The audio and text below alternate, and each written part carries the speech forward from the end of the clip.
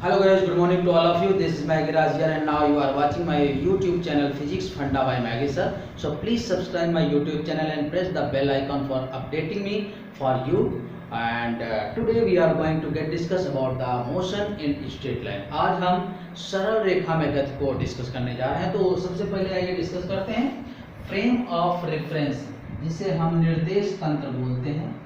निर्देश तंत्र, शॉर्टकट में इसको हम FOR means frame of reference. Frame of reference. Frame of reference क्या होता है? जैसे मान लीजिए कि एक छोटा सा उदाहरण लेते हैं कि हम लोग नदी में चल रहे हैं। नदी का मतलब नाव में बैठे हुए हैं। तो और नाव में बैठकर हम खड़े होकर कोई चीज देख रहे हैं, तो हमारा फ्रेम ऑफ रेफरेंस क्या हो गया? नाव हो गया। ठीक है ना। अगर हम किसी छत पर खड़े होकर के किसी भी वस्तु को देख रहे हैं, काम कर रहे हैं, तो हमारा फ्रेम ऑफ रेफरेंस क्या हो गया? छत हो गई। तो इसी तरीके से ये फ्रेम ऑफ रेफरेंस क्या है कि ये निर्देशांकों का यानी निर्देशांकों का समूह या निकाय है। क्या है? फ्रेम ऑफ रेफरेंस जो है निर्देशांकों का समूह या निकाय है। ओके, जिसके सापेक्ष कोई भी व्यक्ति किसी भी वस्तु की स्थिति या घटना की व्याख्या कर सकता है। ओके, ये निर्देशांकों का समूह या निकाय है जिसके सापेक्ष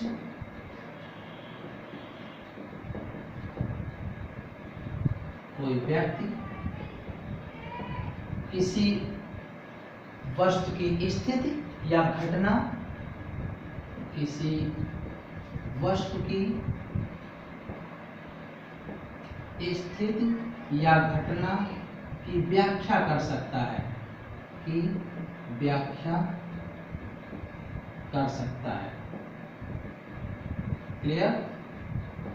ध्यान रखिएगा कि निर्देशांक, ये निर्देश तंत्र जो होता है निर्देशांकों का समूह होता है या निकाय होता है जिसके सापेक्ष कोई भी व्यक्ति किसी भी वस्तु की पोजीशन, स्थिति या उसमें होने वाली घटनाओं की व्याख्या कर सकता है। FOR कहलाता है, अर्थात निर्देश तंत्र कहलाता है। यहाँ निर्देश तंत्र तीन तरह के होते हैं। निर्देश तंत्र पहला जो है ये कार्तीय निर्देश तंत्र FOR, कार्टीशियन फ्रेम ऑफ रेफरेंस बोलते हैं। गोलीय स्फेरिकल FOR एंड बेलनाकार सिलेंड्रिकल बेलनाकार फ्रेम ऑफ रेफरेंस। अभी हम अपनी बात को कॉन्सेंट्रेट करेंगे कार्तीय निर्देश तंत्र में। ओके, यानी ये कार्तीय निर्देश तंत्र, और कार्तीय निर्देश तंत्र यानी FOR क्या होता है? तीन अक्षों में विभाजित होता है, X अक्ष, Y अक्ष और Z अक्ष। ये तीन अक्षों में विभाजित होगा और ये तीनों ही परस्पर लंबवत होते हैं। ओके, ध्यान रखिएगा X Y, Y Z, Z X सबके बीच में 90-90 डिग्री का कोण का अंतर होता है। तो ध्यान रखिएगा कि कार्तीय निर्देश तंत्र जो होता है ये तीन निर्देशांकों X अक्ष, Y अक्ष और Z अक्षों में बटा होता है, जो कि तीनों ही परस्पर एक दूसरे के लंबवत होते हैं। इसे कार्तीय या कार्टीशियन फ्रेम ऑफ रेफरेंस बोलते हैं। ठीक है ना। तो ये है कार्तीय निर्देश तंत्र। अब हम इसमें डिस्कस करेंगे कि किसी भी वस्तु को कब हम बिंदु बोलेंगे, कण बोलेंगे, कब उसको वस्तु बोलेंगे। तो अगर किसी भी वस्तु का आकार उसके द्वारा किसी निश्चित समय में चली गई लंबाई की तुलना में अगर नगण्य है, जैसे मान लेते हैं कि ये कोई वस्तु है और इसका जो आकार है, यानी आकार का मतलब आमाप, लंबाई, चौड़ाई जो भी है, त्रिज्या, व्यास, तो ये है। अगर मान लीजिए कि x और इसके द्वारा ऐसे इसमें चली गई लंबाई, ये मान लीजिए y है, एक निश्चित समय में, एक निश्चित समय। इसका मतलब ये हुआ कि x is less than y, यानी जो वस्तु का आकार है उसी वस्तु द्वारा एक निश्चित समय में चली गई लंबाई की तुलना में अगर नगण्य है, मीन्स x टेंड्स टू 0, तो वस्तु एक कण के रूप में होगी, तो ही हम इसको कण बोलते हैं। ध्यान रखिएगा, जैसे हम कई बार क्वेश्चन करते हैं कि कोई 10 ग्राम का कोई कण, ठीक है, 2 किलोग्राम की कोई वस्तु, ठीक है, पिंड, तो ध्यान रखिएगा कब हम कण बोलेंगे, कब पिंड बोलेंगे। तो कण का मतलब अगर किसी भी वस्तु का आकार आमाप एक निश्चित समय में उसी वस्तु द्वारा चली गई लंबाई की तुलना में नगण्य हो, तो वो वस्तु जो होगी कण होगी, और अगर नगण्य नहीं है तो वो पिंड होगी। ध्यान रखिएगा।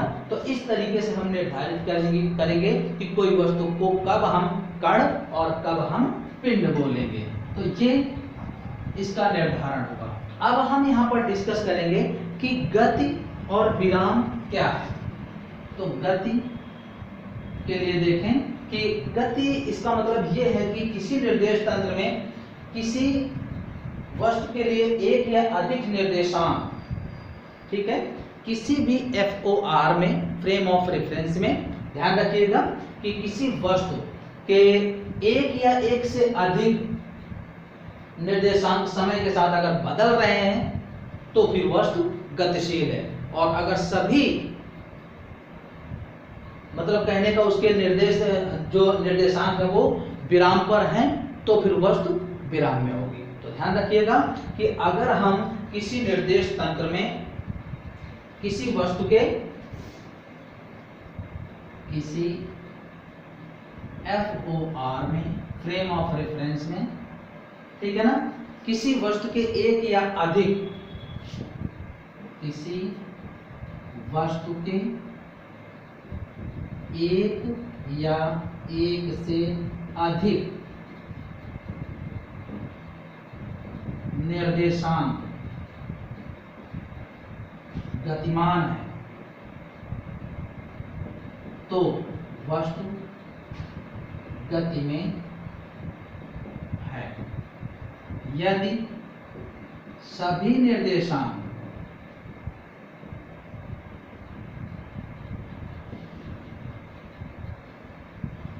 गतिमान ना हो तो वस्तु विराम में होगी। ध्यान रखिएगा कब हम वस्तु को गति में कहेंगे और कब हम वस्तु को विराम में कहेंगे, यानी इसका मतलब किसी भी निर्देश तंत्र में अगर किसी वस्तु के, ठीक है, निर्देश तंत्र में देखें कि एक या एक से अधिक, कम से कम एक या अधिक से अधिक, तीनों अगर गतिमान हैं तो फिर वस्तु गतिशील होगी, ठीक है, और अगर कोई भी निर्देशांक उसका गतिशील नहीं है तो फिर वस्तु विराम में होगी। तो अब हम, ये तो विराम की स्थिति हो गई, लेकिन गतिशील के लिए 3 स्थितियां बनेगी कि जब एक निर्देशांक गतिमान हो, जब एक निर्देशांक गति में हो तो विराम में कितने होंगे, 2, क्योंकि टोटल कितने निर्देशांक है, 3। इसका मतलब अर्थात 2 विराम में है, 2 निर्देशांक विराम में है, तो हम इसे बोलते हैं 1D, यानी इसका मतलब है एक विमीय गति। ओके, इसी तरीके से जब 2 निर्देशांक गति में है, अब जब 2 निर्देशांक गति में है इसका मतलब क्या हुआ कि अब 3 में से 1 बचा जो विराम में है, अर्थात 1 विराम में है। तो जब एक विराम में है, दो गतिशील हैं, तो इसको मतलब 2D बोलेंगे, यानी द्विविमीय गति। ओके। और जब तीनों निर्देशांक गतिमान हो, गति में है, अर्थात अब कोई भी विराम में नहीं है, तो इस प्रकार की गति को 3D यानी त्रिविमीय गति बोलते हैं। ठीक है ना। देखिएगा, जब एक निर्देशांक गति में हो तो इस प्रकार की गति एक विमीय, जब दो निर्देशांक गति में हो तो ऐसी गति द्विविमीय, और जब तीनों निर्देशांक गति में हो तो इस प्रकार की गति को त्रिविमीय कहते हैं। अब इनके एक एक एग्जाम्पल देखते हैं। जैसे 1D एक विमीय गति में, जैसे हम क्षैतिज जमीन पर चल रहे हैं, तो ऐसी किसी भी वस्तु को जो क्षैतिज तल में गतिमान है वो एक विमीय गति है। ओके, सरल रेखा में गतिशील है। और इसी तरीके से अब जब 2D यानी x और y अक्ष की तुलना में गति हो रही हो, जैसे आप दीवार में सीढ़ी लगा करके आप चढ़ रहे हैं, ठीक है ना, तो ये x और y दोनों अक्षों के प्रभाव में है, और तो इस प्रकार से ये 2D होगी। और 3D जैसे कोई भी पार्टिकल, इंसेक्ट, कोई कीड़े मकोड़े की गति, मच्छर की गति, ऐसे जो उड़ते हैं ये 3D मोशन में होता है, यानी ऐसी गति त्रिविमीय गति होती है। क्लियर। तो अब इसमें हम ये देखते हैं कि गति और विराम की स्थिति में से हम किस प्रकार से किसी वस्तु को निर्धारित करेंगे। तो अब हम मोशन इन स्ट्रेट लाइन, सरल रेखीय पथ में हम देख रहे हैं कि गति क्या है। तो देखिएगा, ये मान लीजिए कि 10 km का बोर्ड लगा है यहाँ पर, यहाँ से ये कोई कार चलना शुरू करती है बिंदु A से, और इस तरीके से जाती है। यहाँ पर मान लीजिए 15 km का बोर्ड लगा है, और फिर यहाँ पर 25 km का बोर्ड लगा है, यहाँ पर आ गए। इस जगह जब है तो मान लेते हैं कि ये 11 AM पर है, ये 11:10 AM पर है, और ये 11:25 AM पर है। ठीक है ना। देखिएगा क्या हो रहा है, समय परिवर्तन हो रहा है, और समय परिवर्तन हो रहा है, और इसके साथ साथ इस कार की क्या हो रही है, स्थिति भी बदल रही है, यानी स्थिति भी परिवर्तित हो रही है, तो ही वस्तु गतिमान है। और नहीं, अगर स्थिति परिवर्तित ना होती तो कार जहां भी खड़ी थी, चाहे वो 11 बजे होते, चाहे 12 बजे, चाहे 1 बजे, चाहे जो समय होता वो वहीं पे खड़ी रहती, स्थिति परिवर्तित नहीं होती। तो हम ये कह सकते हैं कि समय परिवर्तन के साथ साथ किसी वस्तु की स्थिति में परिवर्तन को गति कहते हैं। ध्यान रखिएगा, समय परिवर्तन के साथ साथ किसी भी वस्तु की स्थिति में परिवर्तन को गति कहते हैं। पहले 10 किलोमीटर पे थी, फिर 15 किलोमीटर पे आ गए, फिर 25 किलोमीटर, ऐसे परिवर्तन हो रहा है। ये एक्टिविटी से आप समझ सकते हैं कि गति है। ठीक है ना। और अगर समय परिवर्तन हो लेकिन वस्तु की स्थिति में कोई परिवर्तन ना हो तो वस्तु किसमें होगी, विराम में होगी। तो ध्यान रखिएगा, समय परिवर्तन के साथ साथ किसी वस्तु की स्थिति में परिवर्तन को गति कहते हैं, या वस्तु गतिमान कहलाती है। और समय परिवर्तन के साथ साथ वस्तु की स्थिति में परिवर्तन ना हो तो वस्तु विराम में कहलाती है। अब ये स्थिति क्या है, तो स्थिति एक तरीके से लंबाई है,